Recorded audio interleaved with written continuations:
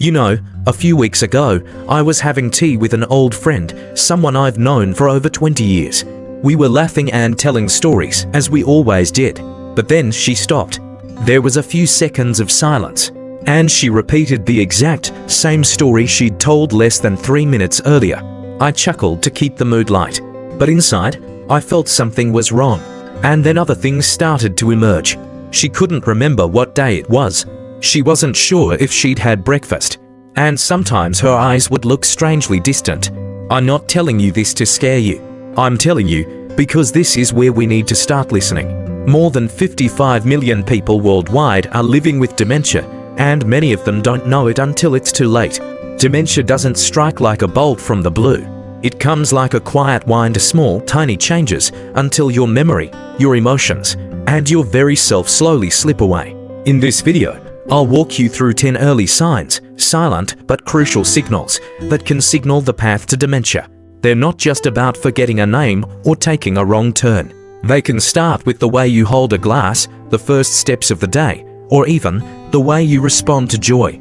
Each section I share today has real-life examples, supporting science, and things you can do right at home to protect your brain and your life, and the lives of those you love. And before we get started, I have a question for you. If you had to choose just one thing to keep as you age, what would you choose? Memory, freedom of movement, or emotions and joy of living? Leave a comment. I read every word with respect, because this is not just a video, it's a journey we're on together. Imagine, one morning, you get out of bed as usual, but today, something is different. You feel you're walking a little slower. Your steps are smaller. There's a wobble that you can't quite name. I guess I walked too much yesterday. You think, and you continue your day.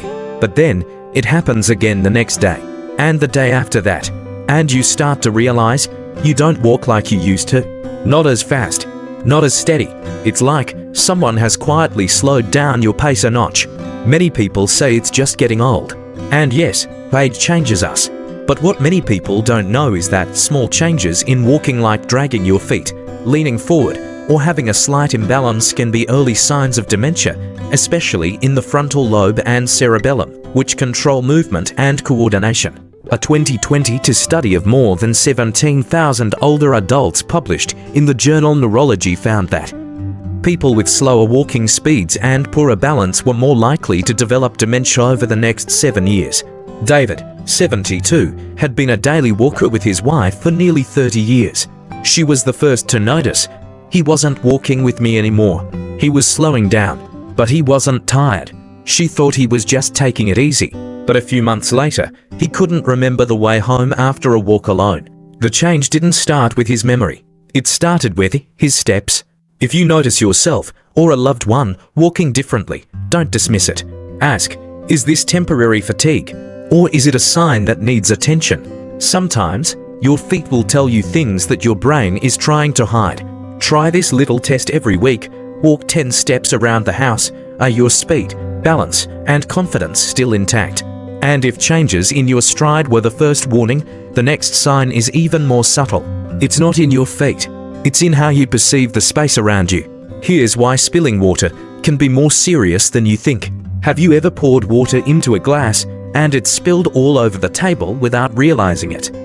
Or walked down the stairs and suddenly felt unsteady, as if the step was no longer in the right place? At first, you think, maybe I'm in a hurry, or maybe my eyes are getting worse. But your eye exam shows your vision is fine. Your glasses are correct. So what's really going on? The truth is, the problem may not be your eyes. It's how your brain processes what you see. As your brain begins to decline, especially in the spatial areas like the parietal lobe, you may still see things clearly, but you may not be able to pinpoint distances, depths, or locations. You may start to notice things like hitting a door even though it's wide open, struggling to get your spoon into your mouth when eating, confused about having to reverse, even though you used to do it every day, feeling self-conscious when entering crowded or moving spaces. Linda, 67, used to drive herself to the grocery store every weekend. One day, she turned into a parking lot the wrong way, not because she couldn't see, but because she wasn't sure how far the cars were. A few days later, she spilled coffee when pouring into a cup 3 times in a row. Her vision was fine when she was examined, but a spatial awareness test showed a marked decline. That's when the family knew it wasn't just age.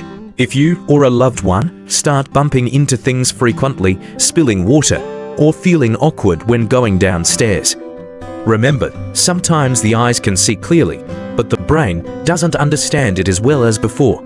Try this little test. Close your eyes and walk around a familiar room. If you feel disoriented or open your eyes and aren't where you thought you were, it may be time for a deeper check. In addition to spatial awareness, the ability to smell is often affected early in Alzheimer's. One study found people who can't identify 10 common smells like coffee, peppermint, orange, are 5 times more likely to develop dementia in the next 5 years. So if you find that you can no longer smell your favorite meal, think of it as a subtle signal from your brain. And if your brain starts to misread the outside world, what happens when your inner strength, your muscles and control of your limbs also starts to change? Let's continue. The next section will show you why that hard-to-open jar lid can reveal things that many people don't want to admit. Have you ever picked up a familiar jam jar and found that you had to strain to unscrew it? Or picked up a glass of water and your hand started to shake slightly, even though you didn't feel tired? It starts very slightly, a little slow, a little weak. But don't be so quick to dismiss it as aging muscles, because your hands, sometimes, are the earliest messengers of changes in your brain. We often think of dementia as just a problem with memory or speech, but the brain and muscles are actually closely connected through the nervous system. As the brain begins to fail, signals to muscle groups, especially the hands, slow down or weaken. A large 2019 study of more than 160,000 older adults published in the BMJ found that for every 5 kilograms decrease in grip strength, the risk of dementia increases by 16%. That means 70-year-old Raymond is an avid gardener.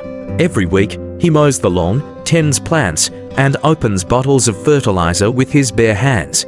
But recently, he has had to ask his wife to help him open jars. He has started avoiding doing things that require strength. No pain. It's just that his hands aren't what they used to be. The family thought he was just getting weaker with age, but when they checked him, they found slight changes in his reflexes and short-term memory, early signs of cognitive decline. Changes in hand strength, grip, steadiness can be an early indicator of brain health.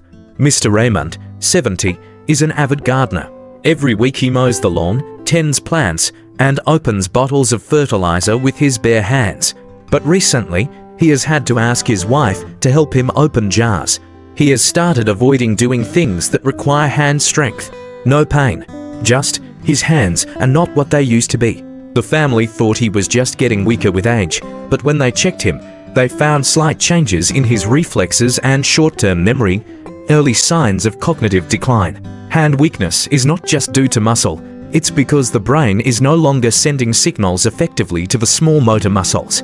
This is a result of gradual deterioration in the basal ganglia and cerebellum, areas involved in fine motor coordination. Take 30 seconds every day to test your hands. Can you squeeze a handle for 5 seconds? Does your hand shake when you hold a glass full of water? Can you unscrew a bottle cap without help? This is not a test of strength. It is a listening to the soft voice inside your nervous system. And if you feel something is off, don't ignore it.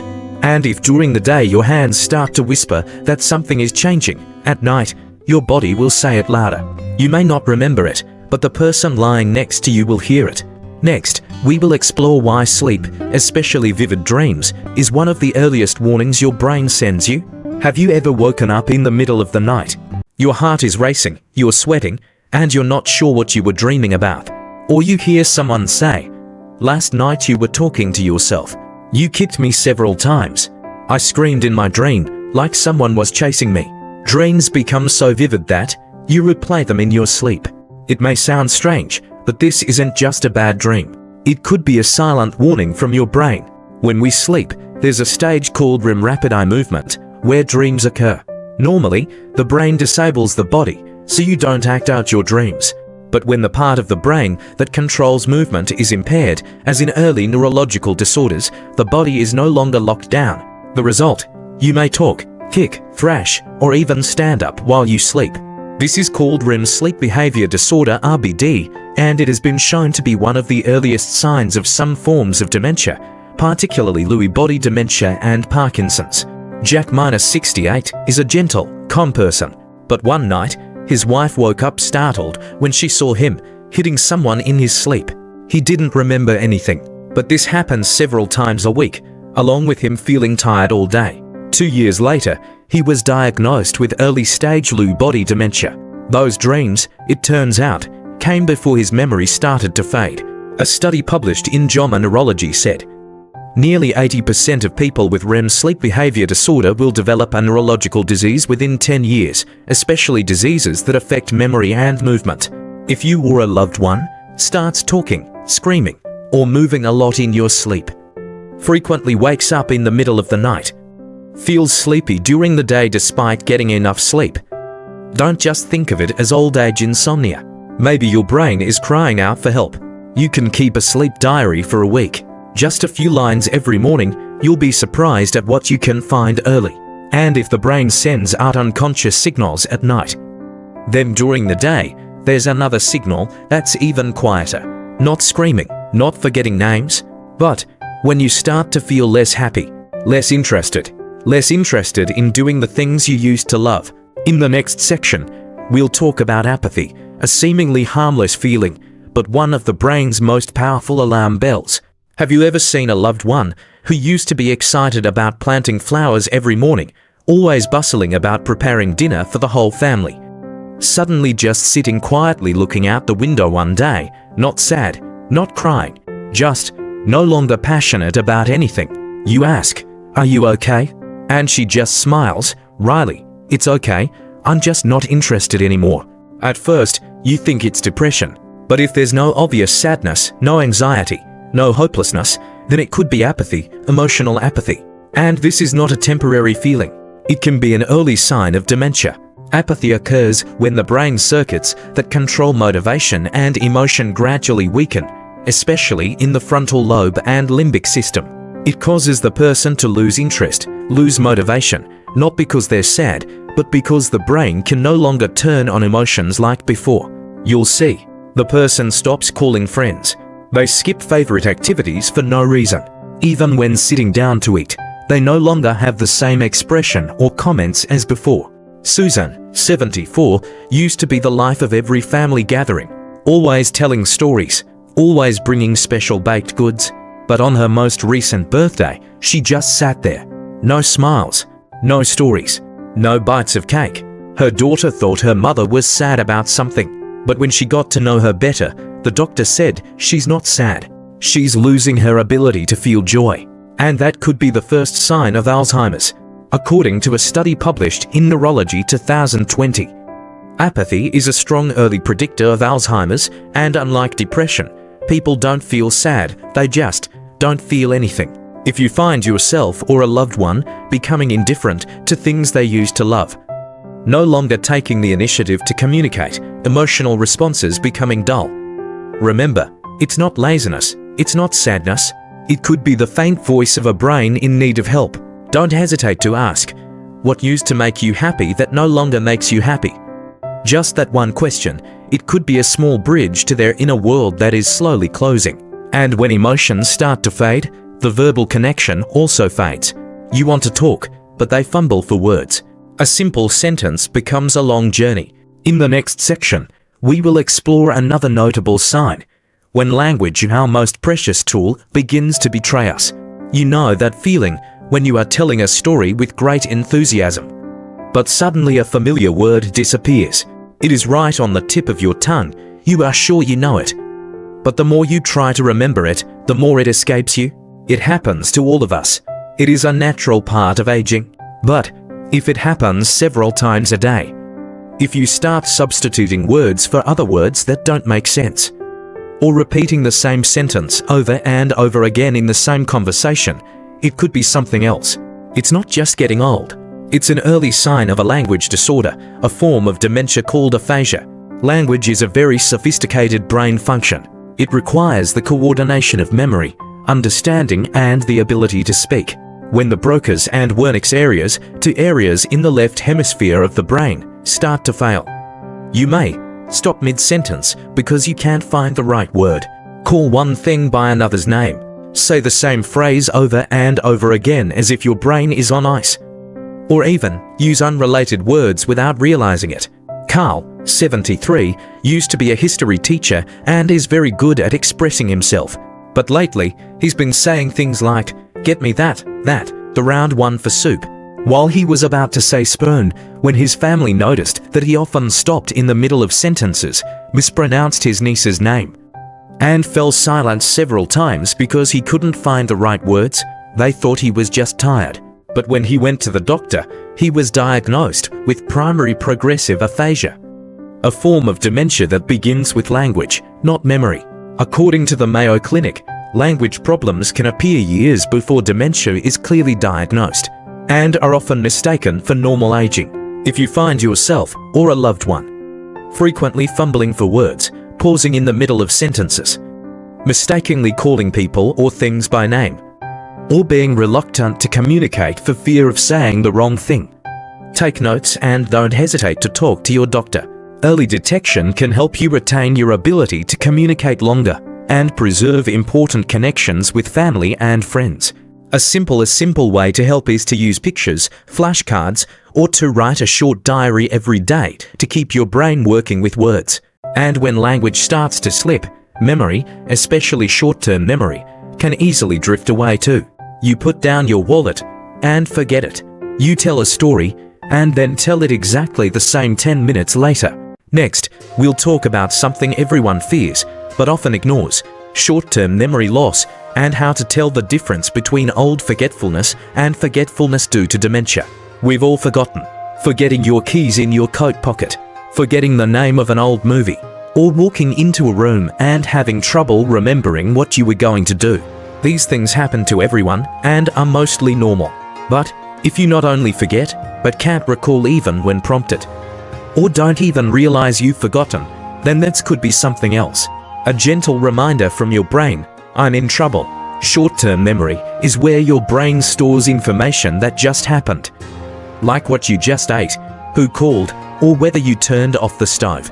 When the hippocampus, the center for memory processing, starts to fail, you don't just forget, you lose the ability to retain new information.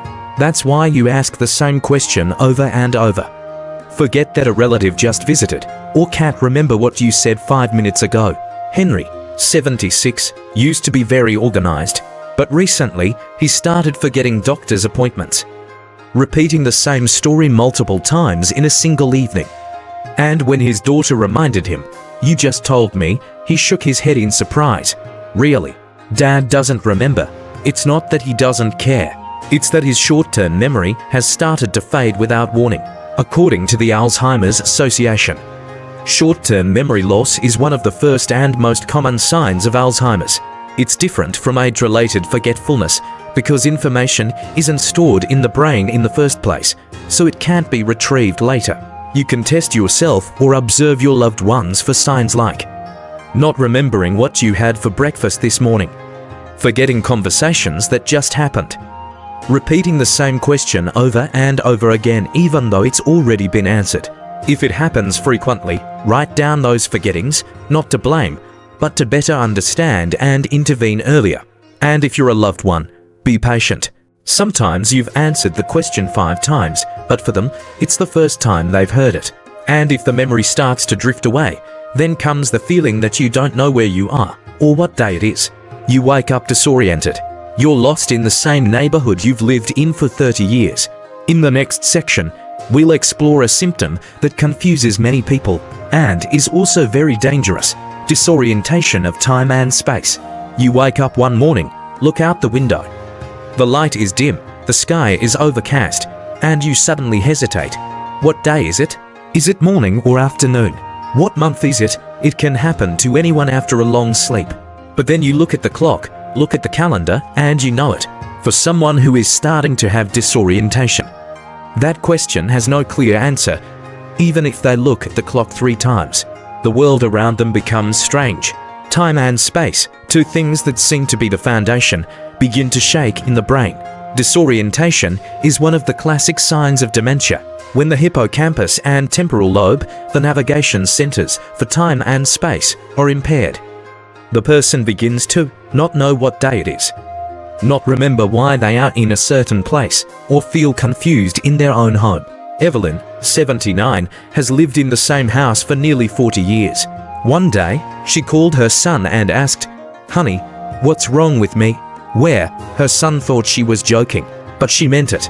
She stood in the middle of her own living room, with a look of confusion and fear in her eyes. Then she started forgetting appointments, wearing sweaters in the middle of July, and talking about dead people as if they were still alive. A meta-analysis in The Lancet 2021 found that more than 60% of people with some form of dementia intellectually disoriented in time and space within the first 3 years. And this is not only confusing, it can be potentially dangerous, getting lost, falling, or losing control of behavior in unfamiliar environments.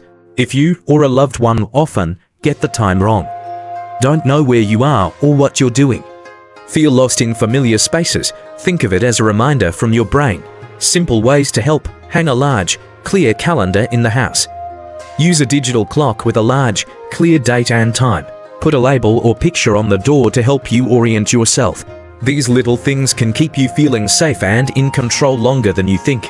And when the feeling of being lost begins to overwhelm you, you will come to the point where you or your loved one will ask the same question over and over again. A few minutes later, a few more times, not because they didn't hear you, but because their brain never stored the answer in the first place. In the next section, we will delve into a familiar sign, but also one of the most obvious early signs: repetition. And the real reason behind the question, "What time is it?" being asked 10 times in an hour. "What time is it?" You smile and gently reply, "It's 11 a.m., Mom." Less than 5 minutes later, "What time is it?" You replied, still calm, still gentle. But then the question comes back, over and over again, with the same genuine surprise in the questioner's eyes, as if it's the first time they've said it. At first, you may find it confusing, then it's exhausting, and then maybe it's heartbreaking. But this repetition isn't intentional. It's not because you didn't listen. It's because your brain didn't record the information in the first place. Short-term memory works like a whiteboard. Every experience, every word is written on it. But when the hippocampus is damaged by dementia, that whiteboard can't hold the words for long. As a result, the answer you just gave doesn't have time to sink into your brain. The person doesn't remember asking, and doesn't remember you answering, and so the loop begins. George, 75, keeps asking his grandson, "Are you going to school tomorrow?" Even though the boy has answered, even though he's nodded. A moment later, the same question will come up again, and then again, and each time, he asked with genuine interest, as if it was something new. At first, his grandson was upset, but when he understood that he was no longer able to retain new information, the boy began writing the answers down on paper, putting it in front of him every morning, and they both smiled. According to the Journal of Geriatric Psychiatry and Neurology, repetitive questioning is one of the earliest behavioral signs of dementia, and is often the first thing loved ones notice. If you live with someone who shows this sign, remember that they are not repeating themselves on purpose. Every time they ask, they really don't know. Simple ways to help: write important information down on a piece of paper or a large whiteboard. Use a gentle, empathetic tone rather than correcting. Create visual anchors, like a digital clock with reminders, a color calendar, illustrations. And most importantly, patience is not endurance, it is the highest form of love. But sometimes, memories don't just repeat themselves. They start to create things that aren't real. You hear someone say they see someone standing in the corner of a room, even though you know the room is empty. Or they smell smoke, when nothing is burning.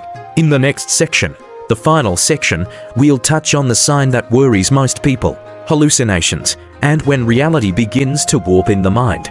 If you've come this far with me, you're probably carrying a quiet anxiety, worrying about yourself, worrying about a loved one, worrying that the signs you see, however small, could be the beginning of something bigger. And I get it. The fear of losing your memory is unlike any other. It takes away not just your memories, but your identity, your connection, and sometimes your hope. But I want you to know this. There is still hope. Not a vague hope, but a hope based on science, action, and love. For many years, people thought that dementia was irreversible. That once it started, all you could do was wait. But today, scientists are changing that story. Two new drugs, lecanemab and donanemab, are in clinical trials and have shown promising results. According to a study published in the New England Journal of Medicine 2023, lecanemab slowed cognitive decline by 27% in people with early-stage Alzheimer's. These drugs don't just alleviate symptoms, they target the root cause, removing the amyloid plaques, damaged brain cells. There are also immunotherapy, deep brain stimulation, and even gene therapy is in development. We don't have a magic bullet yet, but we're getting closer than ever. Elaine, 66, was diagnosed with early-stage Alzheimer's 1 year ago. Instead of panicking, she chose to change. Walk for 30 minutes every day. Eat the Mind diet rich in green vegetables, berries, fish and olive oil. Practice Spanish with an app every morning. A year later, tests show that her cognitive abilities are much more stable than expected. Not because of a miracle, but because she acted early and persistently. The takeaway: what you can do today. You don't have to wait for a new drug. You can start protecting your brain today with small but valuable actions. Exercise regularly. Just 30 minutes of walking a day increases blood circulation to the brain. Eat healthily, follow the Mind or Mediterranean diet. Get enough and deep sleep. Sleep is when the brain eliminates neurotoxins. Learn something new, from reading to playing an instrument to learning a new skill. Stay socially connected. Loneliness is one of the factors that increases the risk of dementia. And if you've noticed any of the signs, don't wait. Early detection isn't just about knowing, it's about fighting. Science is moving forward. You can too. Every action you take today, no matter how small, could be the reason you or someone you love is still alive years from now.